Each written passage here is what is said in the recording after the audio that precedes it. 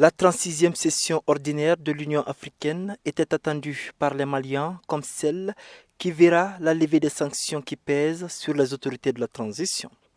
Mais la conférence des chefs d'État de la CEDEAO a décidé de maintenir ces sanctions, interdisant aux membres du gouvernement et autres hauts fonctionnaires du Mali, du Burkina et de la Guinée de voyager. Au Mali, cette décision, selon certains, était prévisible. Les sanctions, vous le savez, c'était prévisible compte tenu de l'évolution de la situation au Mali dont ils ont fait cas, c'est-à-dire la situation politique. Ils ont parlé de l'inclusivité. Effectivement, il y a des hommes politiques qui sont en tout cas jusqu'à présent, l'inclusivité c'est des normes mais en réalité ce n'est pas effectif.